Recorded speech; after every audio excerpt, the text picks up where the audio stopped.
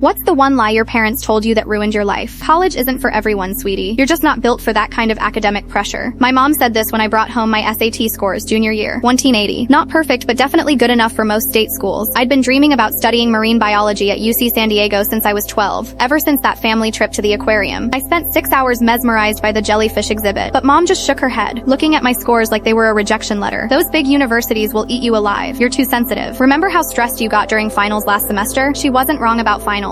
I'd had panic attacks and barely slept for a week, but I thought that was normal. Everyone in AP classes seemed stressed. Besides, she continued, your cousin Sarah makes good money as a dental hygienist. 2-year program, guaranteed job, much more practical. So I listened. I enrolled in community college for dental hygiene instead of applying to universities. I told myself she was looking out for me, protecting me from failure and crushing debt. 2 years later, I was working at Dr. Martinez's office, scraping plaque off teeth and hating every single day. The work was fine, but I felt dead inside. I'd catch myself staring out the window during lunch breaks, watching seagulls and wondering what I was doing with my life. That's when I met Jake, a patient who happened to be a graduate student at UCSD, marine biology, my dream program. We started talking during his cleanings, and I mentioned my old interest in ocean science. Why didn't you pursue it? He asked. I explained about my anxiety, about not being college material, about being too sensitive for university pressure. Jake looked confused. Dude, marine biology grad school is full of anxious introverts. Half my lab has panic disorders. The professors literally give us mental health resources during orientation. That conversation haunted me for weeks. I started researching online, learning about accommodations for students with anxiety, about support systems I never knew existed. Then I found out the truth by accident. I was helping mom organize old documents when I discovered my full SAT report, not just the scores she'd shown me, but the percentile rankings. 97th percentile. Academic achievement scholarships I'd qualified for. University acceptance letters that had been addressed to me but apparently never made it to my hands. 17 acceptance letters, including UC San Diego. I was protecting you, she said when I confronted her, tears streaming down my face. I couldn't bear watching you fail. You're my baby. I didn't want the world to break you like it broke me. She dropped out of college after 1 semester, overwhelmed and homesick. She assumed I'd inherited her limitations instead of her dreams. I'm 25 now, finally starting my marine biology degree as a transfer student. I'm older than my classmates, thousands of dollars in debt from my practical career. And yes, I still have anxiety, but I'm not broken, and I'm exactly where I was meant to be, just 5 years later than planned.